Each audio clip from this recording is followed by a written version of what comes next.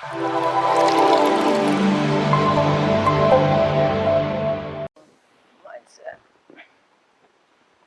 This chair's so weird. Does this look natural? How do I say this?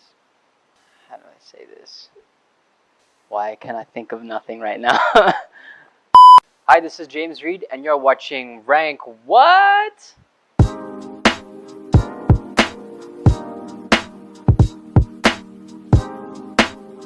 What has kept me going through this quarantine?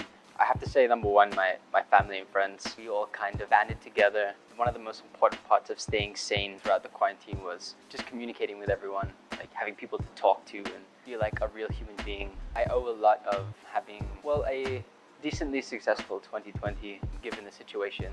I owe it, to the team, everyone at Careless. In my own experience, keeping busy and working has definitely helped me, get through quarantine. In fact, I realized how much time I take for granted and I wasn't actually making use of, even just being at home.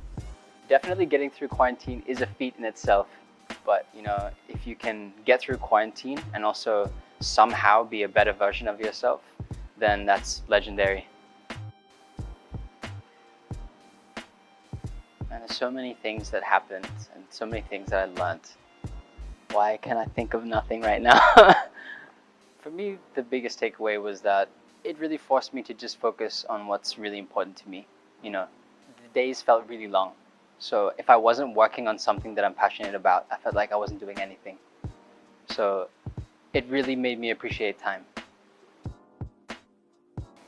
I feel like there's many moments that I feel like, I'm on the right path. They happen like almost every day.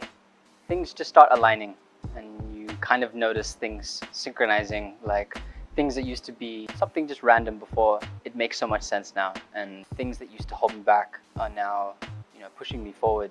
I think it's those little moments that, make you know, okay, I'm definitely going down the right path. I usually write about experience. So, it's been kind of tough being super creative when you're just at home and there's not much happening. You can just pay attention to the news. Or my writing became at least more introspective, which is kind of how I came up with Soda. The creative process doesn't change much, but at least during quarantine, we've come a long way as a music label. Yeah, we've been able to pump music out a lot faster. I don't even know what I used to write about, but it's definitely gone more towards perspective, how I see the world and how I've started to see myself and trying to share that perspective with other people. My life's anthem. Soda.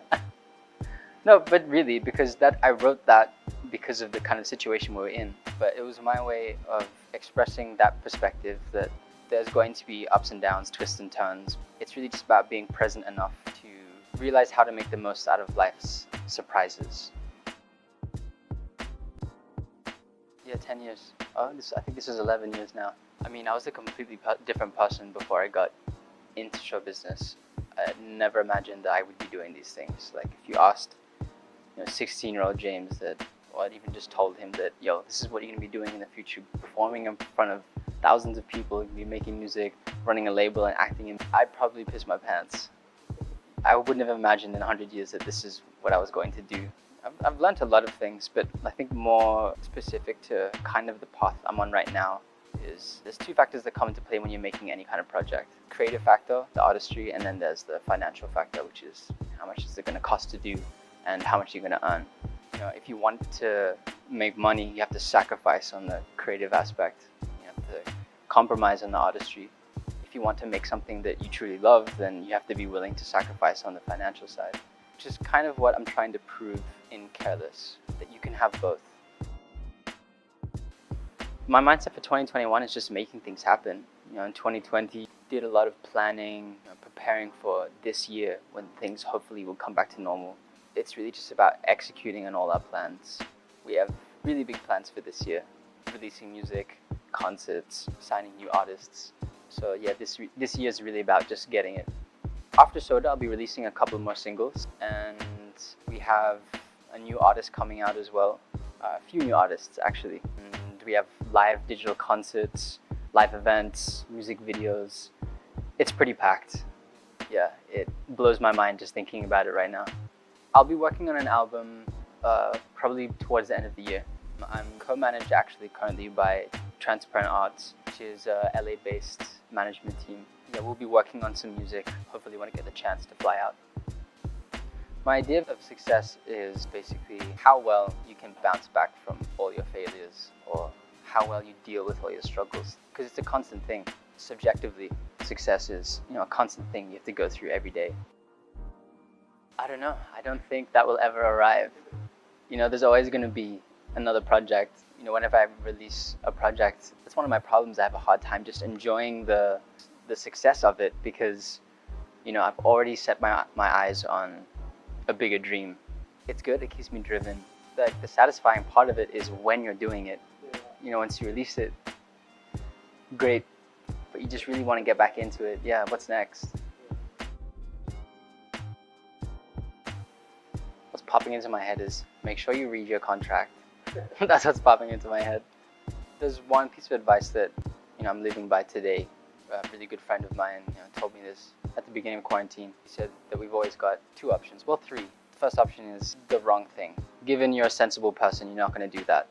The other two options is the easy thing and then the right thing. It's up to you how you're going to interpret that for your own situation, but yeah, try to do the right thing, not the easy thing. It's easy to confuse the two, but only you can really know what that means.